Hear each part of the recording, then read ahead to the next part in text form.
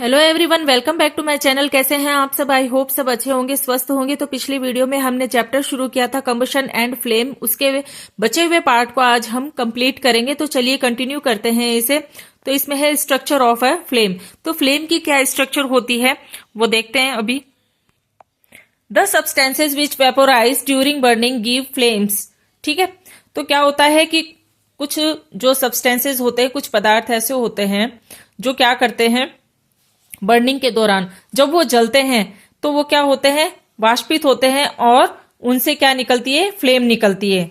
ठीक है, तो जिन सब्सटेंसेस से है ना, जिन पदार्थों से है ना, जब वो जलते हैं तो उनसे क्या होता है कि उनसे वाष्प भी निकलती है, वेपोराइज यानी कि वो वाष्पित भी होते हैं, है ना, वाष्प निकलती है उनसे और उनसे फ्लेम्स भी निकलती है। तो एग्जाम्पल देखते हैं। For example, kerosene oil and molten wax rise through the wick and are vaporise during burning and form flames. तो क्या है कि जो सब्सटेंसेस, ठीक है, बर्निंग के दौरान, जलने के दौरान वेपोराइज होते हैं और फ्लेम्स देते हैं, है ना, तो उनका क्या उदाहरण है, जैसे कि केरोसिन ऑयल हो गया और मोल्टन वैक्स। मोल्टन वैक्स यानी कि जो पिघलती हुई मोम है वो, ठीक है, तो rise through the wick and are vaporised during burning and form flames. तो इसका मतलब है, तो जब मोम पिघलती है ना, मोल्टन वैक्स, जब मोम पिघलती है तो उसकी बाती क्या है, बड़ी होती जाती है। ठीक है, राइज है ना, बड़ी होती जाती है।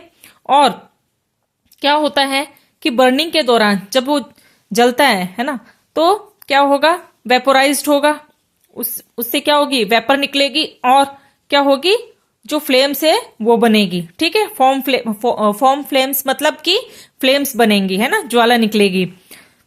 Charcoal on the other hand does not vaporise and so does not produce a flame. तो चारकोल, ठीक है, चारकोल जो होता है, अगर दूसरी तरफ देखा जाए तो जो चारकोल है वो क्या होता है, वेपोराइज नहीं होता है ना, वो वेपोराइज नहीं होता है और क्या होता है कि उससे कोई भी फ्लेम प्रोड्यूस नहीं होती है, उससे कोई भी फ्लेम नहीं बनती है ना। अब जैसे केरोसिन ऑयल है ना, और पिघलती हुई मोम है, इससे तो क्या होगा, जब ये इनको जलाएंगे तो इनसे ये क्या होगा, वेपर निकलेगी, ये वेपोराइज्ड होंगे और इससे जो फ्लेम्स है वो भी फॉर्म होगी, फ्लेम्स बनेंगी। ठीक है, और जो चारकोल होता है, तो चारकोल में ऐसा कुछ भी नहीं है। चारकोल क्या है कि वेपोराइज भी नहीं होता है ना, जब बर्निंग की जाती है चारकोल को, जब जलाया जाता है तो वो वेपोराइज नहीं होता है और उससे क्या होता है कि फ्लेम भी प्रोड्यूस नहीं होती है, उससे फ्लेम भी नहीं बनती। ठीक है, अब नेक्स्ट आगे देखते हैं। एक एक्टिविटी है 6.5। In activity 6.5, could the vapours of wax coming out of the glass tube be the cause of the flame produced. तो इस एक्टिविटी में क्या होता है कि जो वैक्स की जो वेपर होती है वो बाहर निकल रही है, ठीक है, of the glass tube be the cause of the flame produce. एक ग्लास ट्यूब है, ठीक है, उससे जो वैक्स है उसकी वेपर बाहर निकल रही है और फ्लेम प्रोड्यूस हो रही है। तो इसमें आगे देखते हैं। When the candle flame is steady, introduce a clean glass plate या slide into the luminous zone of the flame.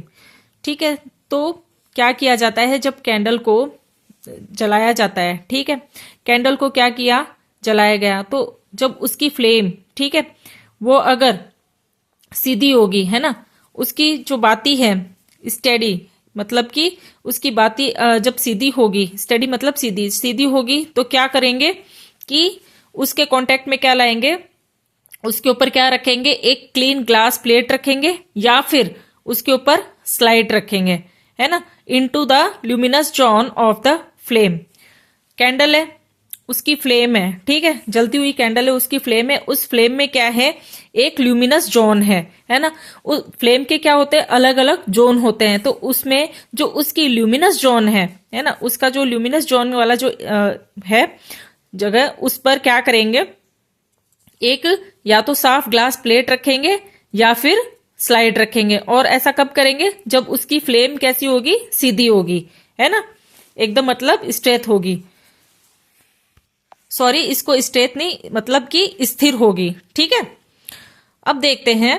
Hold it there with a pair of tongs for about 10 seconds. अब क्या करना है, एक चिमटा लेना है ना, और क्या करना है, इसे होल्ड करके रखना है 10 सेकेंड के लिए। फिर क्या करना है, देन रिमूव इट, और फिर क्या करना है, इसे हटा देना है। क्या करना है, अभी आपको मैं इसमें 6.11 फिगर दिखाती हूं, इससे आपको अच्छे से समझ में आएगा कि ये फिगर है 6.11। इसमें क्या है कि एक जलती हुई मोमबत्ती है। ठीक है, अब जलती हुई मोमबत्ती की ये जो फ्लेम है, इसका जो ल्यूमिनस जोन है ना, उस ल्यूमिनस जोन के ऊपर क्या करना है, जब ये बाती जब सीधी रहेगी, स्थिर रहेगी फ्लेम, है ना, तब क्या करना है, इसके ल्यूमिनस जोन के ऊपर या तो एक साफ सुथरा ग्लास प्लेट या फिर स्लाइड कुछ रखना है इसके ऊपर। ठीक है, या तो क्लीन ग्लास प्लेट रखनी है या फिर स्लाइड रखनी है, इन दोनों में से एक चीज इसके ऊपर रखनी है। और उसके बाद क्या करना है, ऑब्जर्व करना है। ठीक है, अब आगे देखते हैं। इसमें एक चीज और है कि इसके ऊपर क्या होता है, एक सर्कुलर फॉर्म में एक ब्लैकिश रिंग बनी हुई है। ठीक है, क्या होता है कि इससे क्या बनती है, एक ब्लैकिश रिंग बनती है सर्कुलर फॉर्म में। ठीक है, अब आगे देखते हैं। A circular blackish ring is formed on the glass plate या फिर स्लाइड। ठीक है, तो क्या है, जो एक्टिविटी अभी की है ना, उस एक्टिविटी में क्या होता है कि जो ग्लास प्लेट ली थी या फिर जो स्लाइड ली गई थी, है ना, तो इनके ऊपर क्या होता है, सर्कुलर फॉर्म में, है ना, एक गोलाई में क्या होता है, ब्लैक कलर की एक रिंग जैसी स्ट्रक्चर बनती है।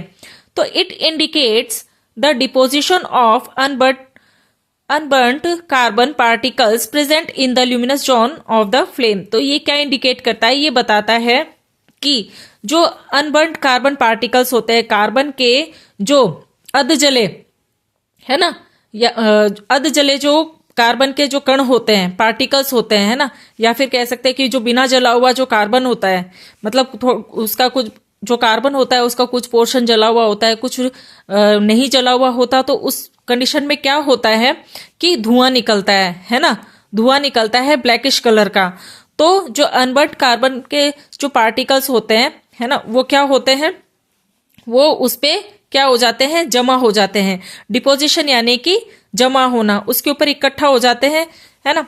तो ये क्या इंडिकेट करता है कि present in the luminous zone of the flame. तो ये क्या बताता है कि जो फ्लेम है उसके ल्यूमिनस जोन को प्रेजेंट करता है।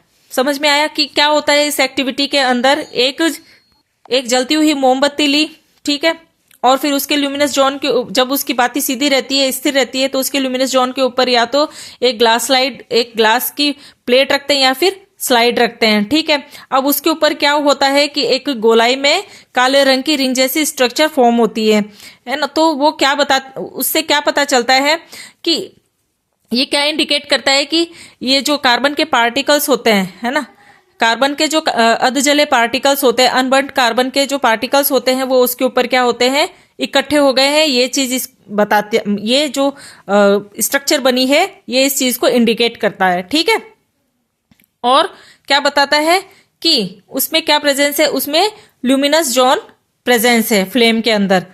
ठीक है, ल्यूमिनस जोन की उपस्थिति को बताता है फ्लेम में जो स्ट्रक्चर बनी है वो। ठीक है, और वो स्ट्रक्चर किसकी वजह से बनी, जो अनबर्न्ड कार्बन पार्टिकल्स होते हैं उसके डिपोजिशन से, ठीक है, उसके जमा होने की वजह से।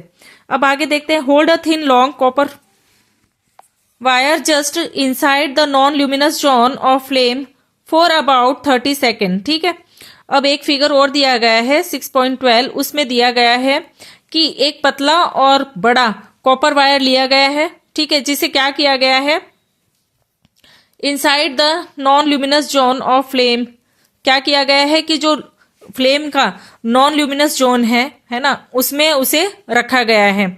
मतलब कि तांबे का एक पतला और बड़ा तार लिया गया है, जिसे क्या किया गया है, जो फ्लेम है उसके नॉन ल्यूमिनस जोन के अंदर उसे 30 सेकेंड के लिए रखा गया है।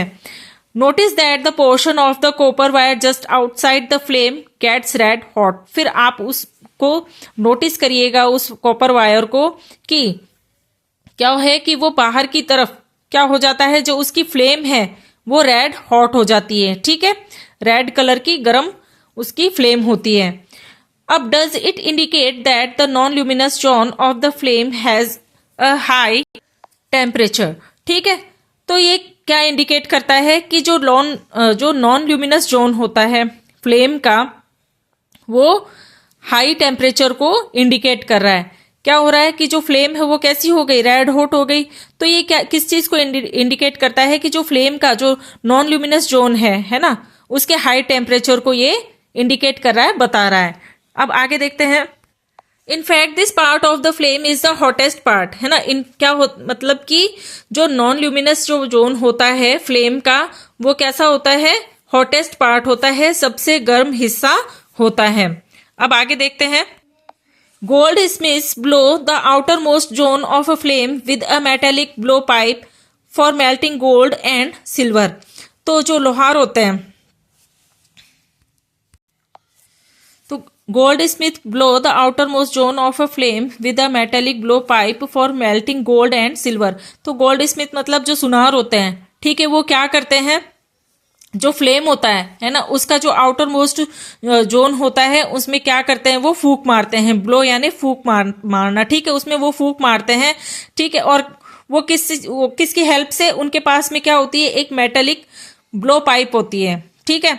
और वो किसके लिए होती है, जो गोल्ड होता है, जो सिल्वर होता है, उसे मेल्ट करने के लिए, गोल्ड और सिल्वर को गलाने के लिए, ठीक है, सोने और चांदी को गलाने के लिए जो सुनार होते हैं उनके पास में क्या होती है, मेटेलिक ब्लो पाइप होती है। और उसकी हेल्प से वो क्या करते हैं, जो फ्लेम होती है ना, उसका जो आउटर मोस्ट जोन होता है उस पे वो फूंक मारते हैं, ठीक है, ब्लो करते हैं।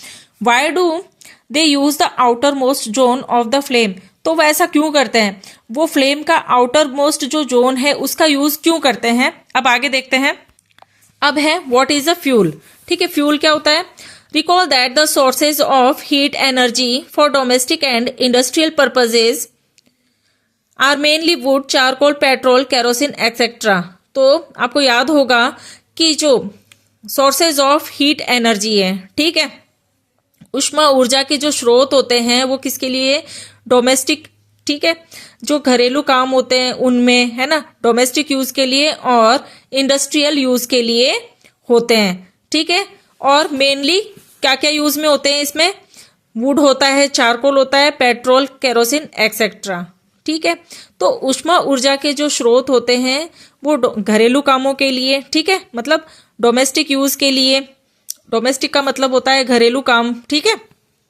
तो डोमेस्टिक यूज के लिए इंडस्ट्रियल कारखाने वगैरह जो होते हैं, है ना, इनमें किसका यूज होता है, उष्मा ऊर्जा का यूज होता है। और इनके अंदर मेनली क्या क्या काम में लिए जाते हैं, वुड है, चारकोल है, पेट्रोल है, केरोसिन है, ये सारी चीजें इसमें यूज में ली जाती हैं, ठीक है।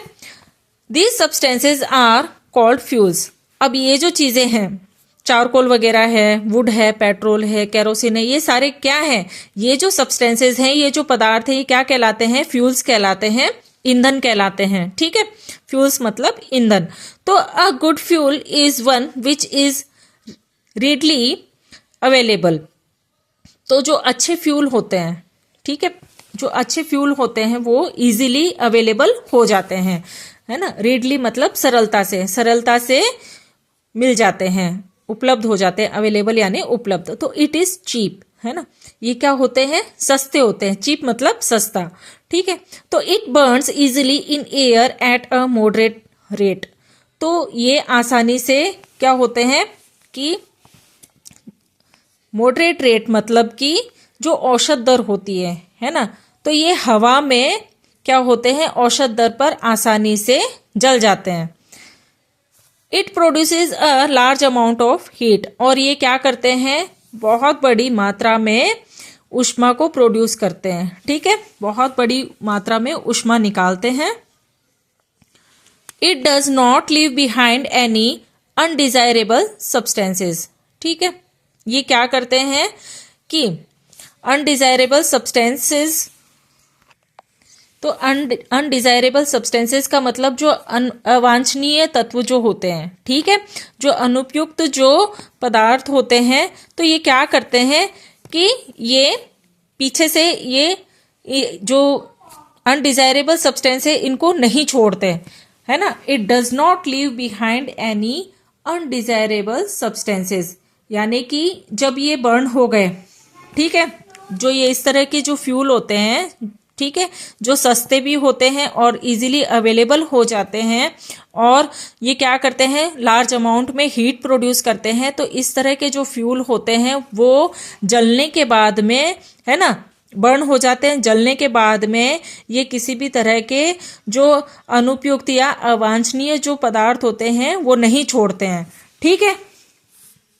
This is probably no fuel that could be considered as an ideal fuel, ठीक है। इसका मतलब है, तो प्रोबेबली का मतलब है शायद, है ना, और कंसाइडर्ड मतलब माना जाना, तो मतलब कि शायद ही ऐसा कोई ईंधन होगा जिसे एज अ आइडियल फ्यूल माना गया होगा, है ना, आदर्श ईंधन के रूप में, आइडियल फ्यूल के रूप में माना गया होगा, ऐसा शायद ही कोई ऐसा कोई फ्यूल होगा।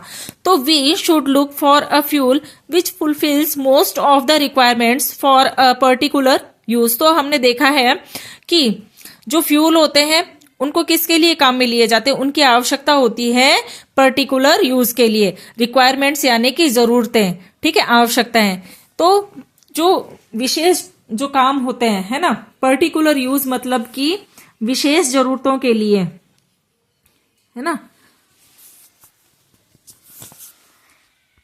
तो विशेष तरीके की जो जरूरतें होती हैं, है ना, रिक्वायरमेंट्स होती है, उनके यूज के लिए फ्यूल्स काम में लिए जाते हैं, है ना। तो फ्यूल्स की रिक्वायरमेंट क्यों होती है, क्यों जरूरत होती है, पर्टिकुलर यूज के लिए, ठीक है।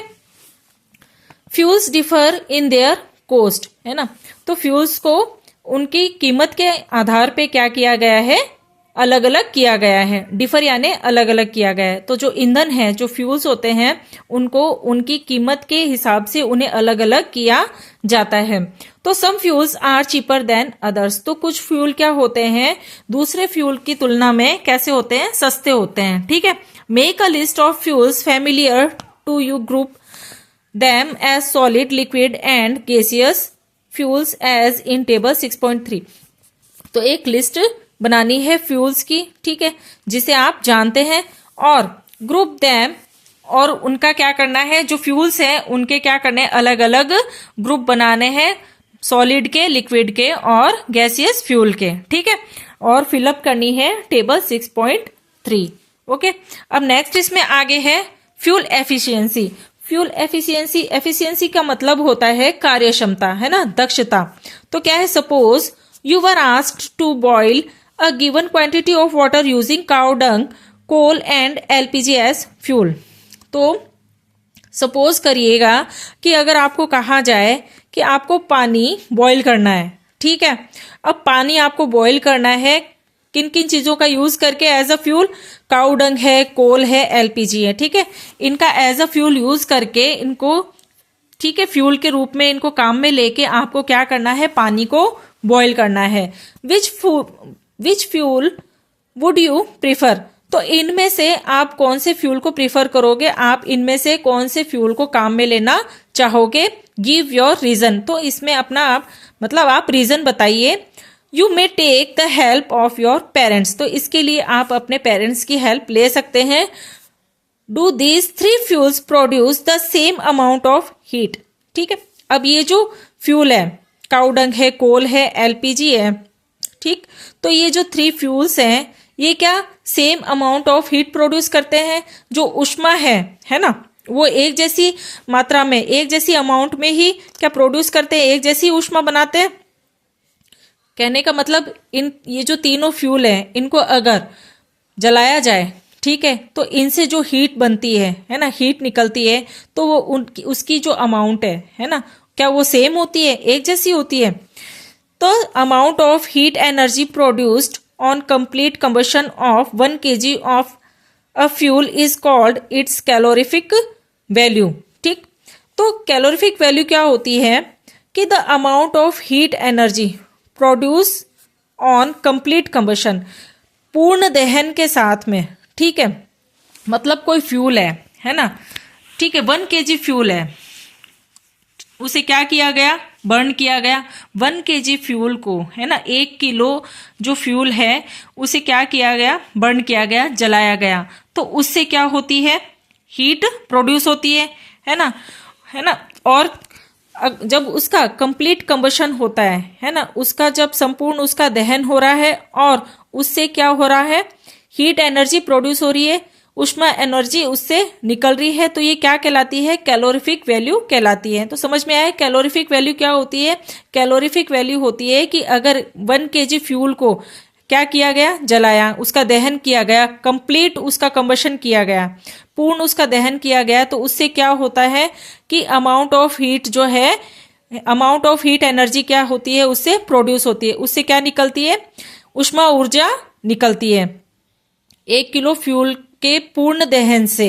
ठीक है, जो ऊष्मा ऊर्जा प्रोड्यूस होती है, जो ऊष्मा ऊर्जा निकलती है, तो वो क्या कहलाती है, वो कैलोरीफिक वैल्यू कहलाती है। ठीक, the calorific value of a fuel is expressed in a unit, ठीक है, कॉल्ड किलो जूल पर केजी। तो जो ये कैलोरीफिक वैल्यू है ना, ऑफ अ फ्यूल, ठीक है, जो फ्यूल की जो कैलोरीफिक वैल्यू होती है, ये क्या बताती है, जो मतलब कि 1 यूनिट, ओके, तो 1 यूनिट की जो कैलोरीफिक वैल्यू है वो क्या दर्शाती है, क्या बताती है, क्या एक्सप्रेस करती है, वो क्या कहलाता है, किलो जूल पर केजी। ठीक है, तो कैलोरीफिक वैल्यू तो क्या हुआ कि 1 kg फ्यूल का क्या कर दिया, कंप्लीट कंबशन कर दिया, पूर्ण दहन कर दिया, और उससे क्या होती है कि amount of heat energy produce होती है, ऊष्मा ऊर्जा निकलती है। ओके, तो ये तो क्या हुआ, कैलोरीफिक वैल्यू, है ना, ये उसकी क्या कहलाती है, कैलोरीफिक वैल्यू होती है कि 1 किलो फ्यूल जो है वो उसका पूर्ण दहन हुआ है और उसमें जो हीट एनर्जी निकली है, ऊष्मा ऊर्जा जो प्रोड्यूस हुई है, वो तो उसकी क्या हो गई, कैलोरीफिक वैल्यू। और जो कैलोरीफिक वैल्यू होती है ना, तो जो 1 यूनिट की जो कैलोरीफिक वैल्यू होती है ना, तो वो क्या एक्सप्रेस करती है, वो क्या बताती है, किलो जूल पर केजी कहलाती है उसकी जो फ्यूल होती है ना।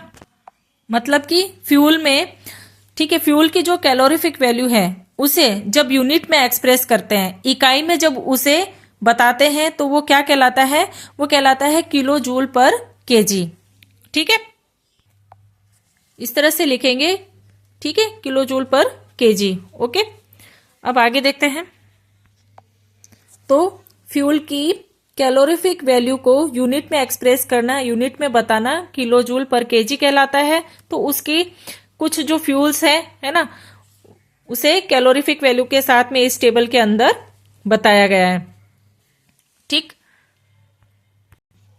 अब नेक्स्ट इसमें आगे है burning of fuels leads to harmful products. ठीक, तो अब देखते हैं, the increasing fuel consumption has harmful effects on the environment.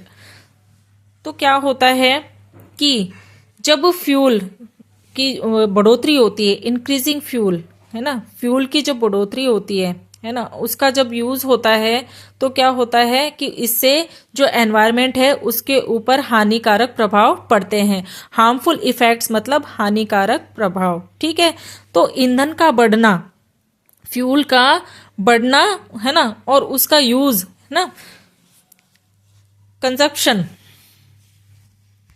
Consumption यानी कि उपयोग करना, इस्तेमाल करना। कहने का मतलब है कि अगर हम बहुत ज़्यादा फ्यूल का इस्तेमाल करेंगे, है ना, इंक्रीजिंग फ्यूल कंजप्शन का मतलब बहुत ज़्यादा फ्यूल का इस्तेमाल करेंगे, बहुत ज़्यादा फ्यूल को यूज में लेंगे, तो क्या होगा, इससे एनवायरनमेंट पे बुरा प्रभाव पड़ेगा, इससे हार्मफुल इफेक्ट पड़ेगा एनवायरनमेंट पे, पर्यावरण पे। ठीक है, तो carbon fuels like wood, coal, petroleum release unburnt carbon particles। ठीक है, तो कार्बन फ्यूल्स जैसे कि वुड है, कोल है, ठीक है, पेट्रोलियम है, ये क्या करते हैं, ये अनबर्न्ड कार्बन पार्टिकल्स रिलीज करते हैं। ठीक है, कुछ अध जले से, है ना, कार्बन के कण जो हैं वो रिलीज करते हैं। कौन, ये जो कार्बन फ्यूल्स है जैसे कि वुड, कोल, पेट्रोलियम। ठीक है, रिलीज करना यानी कि निकालना। ठीक है, अब नेक्स्ट इसमें आगे है, these fine particles are dangerous pollutants causing respiratory diseases such as asthma. तो क्या होता है कि अगर फ्यूल जो है ना, उसका अगर यूज जो होता है ना, फ्यूल का अगर जो यूज करेंगे, इस्तेमाल करेंगे फ्यूल को बहुत ज्यादा अगर, ठीक है, तो क्या होगा, अगर फ्यूल को बहुत ज्यादा अगर यूज में लेंगे, फ्यूल को अगर बहुत ज्यादा इस्तेमाल करेंगे तो उससे एनवायरनमेंट पे क्या होगा, हार्मफुल इफेक्ट पड़ेंगे, ठीक है, हानिकारक प्रभाव पड़ेंगे। और क्या होगा, जैसे कार्बन फ्यूल्स जो होते हैं ना, जैसे वुड है, कोल है, पेट्रोलियम है, ये क्या करते हैं, ये क्या करते हैं, अनबर्न्ड कार्बन पार्टिकल्स को रिलीज करते हैं, है ना, कुछ अर्ध जले से जो कार्बन के कण होते हैं उसे निकालने का काम करते हैं, उसे छोड़ते हैं। तो क्या होता है कि इसकी वजह से क्या होता है, these fine particles are dangerous pollutants causing respiratory diseases such as asthma. तो इस तरह के जो फाइन पार्टिकल्स होते हैं ये कैसे होते हैं, डेंजरस होते हैं, खतरनाक होते हैं, ठीक है, डेंजरस पोल्यूटेंट्स होते हैं, है ना। तो जो अनबर्न्ड कार्बन पार्टिकल्स क्या होते हैं, ये क्या होते हैं कि ये डेंजरस पोल्यूटेंट्स होते हैं, ये हानिकारक प्रदूषक होते हैं, ठीक है। और इनकी वजह से क्या होता है, causing respiratory diseases such as asthma, और इनके कारण क्या होता है कि श्वसन संबंधी बीमारियां होती हैं, ठीक है, रेस्पिरेटरी डिजीजेस श्वसन संबंधी बीमारियां होती हैं जैसे कि अस्थमा। अब आगे है, incomplete combustion of these fuels gives carbon monoxide gas. अगर अपूर्ण दहन होगा, ठीक है, इनकम्प्लीट कंबशन होगा इन फ्यूल्स का, तो ये इनसे क्या निकलेगी, इनसे कार्बन मोनोऑक्साइड गैस निकलेगी। फिर क्या होता है कि it is a very poisonous gas. तो ये जो कार्बन मोनोऑक्साइड गैस जो होती है, कार्बन मोनोऑक्साइड गैस क्या होती है, बहुत ही ज्यादा हानिकारक गैस होती है, पॉइजनस होती है। It is dangerous to burn coal in a closed room, ठीक है। तो ये जो ये फ्यूल होते हैं, है ना, इसे अगर बंद कमरे में, है ना, जलाएंगे, है ना, कोल जो होता है, कोयला जो होता है, इसे अगर बंद कमरे में जलाएंगे तो क्या होता है, ये बहुत ही ज्यादा डेंजरस होता है। The carbon monoxide gas produce can kill person sleeping in that room. तो उससे क्या होगा, कार्बन मोनोऑक्साइड गैस प्रोड्यूस होगी। अगर कोयले को बंद कमरे के अंदर जलाया जाए तो ये क्या होता है, बहुत ही ज्यादा हानिकारक होता है। क्यों होता है, क्योंकि इससे क्या होता है, कार्बन मोनोऑक्साइड गैस प्रोड्यूस होती है, ठीक है, कार्बन मोनोऑक्साइड गैस निकलती है उसके जलने से, और फिर उससे क्या होते हैं कि उस कमरे में जो पर्सन सो रहे होते हैं, ठीक है, वो मर जाते हैं, ठीक है, उनकी मृत्यु हो जाती है, किल मतलब कि वो खत्म हो जाते हैं, मृत्यु हो जाती है उनकी, ठीक है, किसकी वजह से, जो कार्बन मोनोऑक्साइड गैस रिलीज होती है उसकी वजह से। और ये कैसी होती है, पॉइजनस होती है, हेल्थ के लिए अच्छी नहीं होती है, बहुत ही ज्यादा डेंजरस होती है, ठीक है। Combustion of most fuels releases carbon dioxide in the environment, ठीक है। तो क्या होता है कि कई ऐसे फ्यूल्स होते हैं, ठीक है, जिनका जब दहन होता है तो उनसे क्या होता है कि कार्बन डाइऑक्साइड गैस एनवायरमेंट में रिलीज होती है, ठीक है। Increased concentration of carbon dioxide in the air is believe to cause global warming, ठीक है। तो क्या हो रहा है कि जो कार्बन डाइऑक्साइड है ना, एयर में कार्बन डाइऑक्साइड की जो कंसंट्रेशन है वो क्या हो रही है, इंक्रीज हो रही है, ठीक है। तो कार्बन डाइऑक्साइड जो है एयर में इंक्रीज हो रही है, बढ़ती जा रही है कार्बन डाइऑक्साइड की जो कंसंट्रेशन है, ओके। तो कार्बन डाइऑक्साइड जो गैस है ना, उसकी जो कंसंट्रेशन है वो एयर में क्या हो रही है, बढ़ रही है, इंक्रीज हो रही है। और इसकी वजह से क्या हो रहा है, इसकी वजह से ग्लोबल वार्मिंग हो रहा है, ठीक है, इसकी वजह से क्या हो रहा है, ग्लोबल वार्मिंग हो रहा है। या हम कह सकते हैं कि ग्लोबल वार्मिंग का कारण क्या है, ग्लोबल वार्मिंग का कारण है जो कार्बन डाइऑक्साइड है उसकी जो कंसंट्रेशन है उसका एयर में बढ़ना, ठीक है, ये कारण है ग्लोबल वार्मिंग का। अब आगे देखते हैं, burning the coal and diesel releases sulphur dioxide gas, ठीक है। तो जब कोयला है ना, या फिर जो कोयला है और जो डीजल है ना, जब उसे जलाया जाता है तो उससे क्या रिलीज होता है, उससे सल्फर डाइऑक्साइड गैस भी रिलीज होती है, ठीक है। कोयले को और डीजल को जब जलाया जाता है तो उससे सल्फर डाइऑक्साइड गैस रिलीज होती है, सल्फर डाइऑक्साइड गैस निकलती है। It is an extremely suffocating and corrosive gas. ठीक है, ये बहुत ही ज्यादा कैसी होती है, दम घोटने वाली और कोरोसिव गैस होती है। कोरोसिव यानी कि क्षयकारी, ठीक है। सफोटिंग यानी कि दम घोटू गैस, ठीक है, दम घुट जाता है इससे, सफोकेटिंग होती है, और कोरोसिव होती है, ये क्षयकारी गैस होती है, ठीक है। More over petrol engines give of gaseous oxides of nitrogen. ज्यादातर तो क्या होते हैं कि ये जो पेट्रोल इंजन्स होते हैं ये गैसियस ऑक्साइड ऑफ नाइट्रोजन देते हैं, ठीक है। नाइट्रोजन के जो ऑक्साइड्स हैं, है ना, उसे गैसियस फॉर्म में देते हैं, ठीक है। तो ज्यादातर क्या होते हैं, जो पेट्रोल इंजन्स होते हैं, ठीक है, जो पेट्रोल इंजन्स होते हैं वो नाइट्रोजन के गैसियस ऑक्साइड्स निकालते हैं, ठीक। Oxides of sulphur and nitrogen dissolve in rain water and form acids. तो जो सल्फर के ऑक्साइड है और जो नाइट्रोजन के ऑक्साइड है, ये क्या होते हैं कि ये रेन वाटर में क्या हो जाते हैं, घुल जाते हैं, है ना, और क्या करते हैं, एंड फॉर्म एसिड, और एसिड बनाते हैं, ठीक है। तो सल्फर के ऑक्साइड और जो नाइट्रोजन है, ये जो रेन वाटर होता है, ठीक है, बारिश का जो पानी होता है उसमें घुल जाता है, डिसॉल्व यानी घुलना, उसमें घुल जाता है और फिर क्या बनाता है, एसिड बनाता है, ठीक है, फॉर्म एसिड, एसिड्स बनाते हैं, ठीक है। Such rain is called acid rain. तो ऐसी रेन, ठीक है, जिस रेन में सल्फर के ऑक्साइड और नाइट्रोजन डिसॉल्व हैं, घुले हुए हैं, है ना, और वो क्या कर रहे हैं, एसिड बना रहे हैं, तो ऐसी जो रेन होती है वो क्या कहलाती है, एसिड रेन कहलाती है, ठीक है। एसिड रेन मतलब अम्ल वर्षा, ओके।